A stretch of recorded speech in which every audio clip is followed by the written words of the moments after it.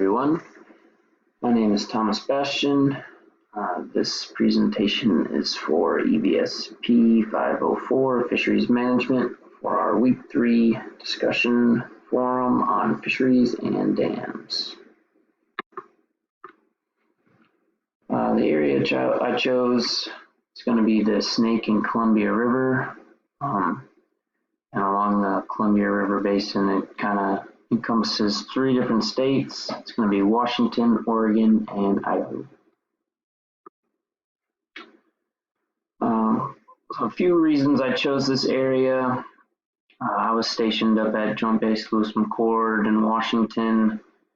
I actually just left there it was about 6-7 months ago now.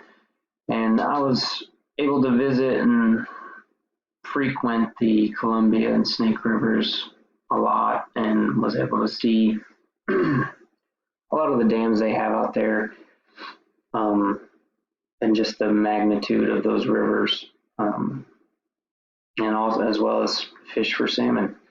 And the region obviously is always in the news for different reasons, from the salmon fishery and whatnot, and how they are being affected by so many dams along those 2 rivers.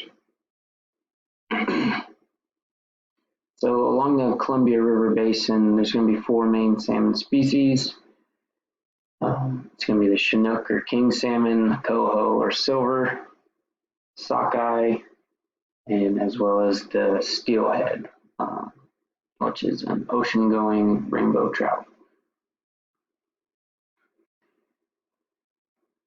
So a few of the things I've learned about the threat to the fishery up there. It encompasses a lot of different species, not just only the 4 main salmon species that have been in decline for years and years. It's also touching out to some of the other aquatic species that eat the salmon and require a nice healthy salmon run, like the orca, which is now on the endangered species list. And it's mainly just because of the number and the magnitude of these hydropower dams that just create a nice slack water. It can even raise the temperature a little bit.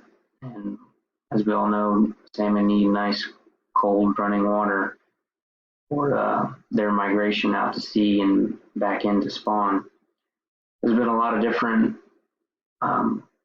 mechanisms and strategies to try to halt the decline and help it out. One of them being different little fish ladders for these dams, but obviously nothing's going to ever replicate the real thing.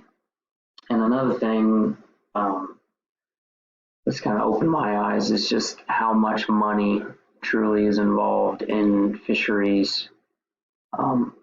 Even I believe as early as earlier this year, the newest proposal by a congressman out of Idaho is upwards of $33 billion to remove some dams and try to kind of like a last ditch effort for a lot of these salmon species. It'll be interesting to see how it plays out.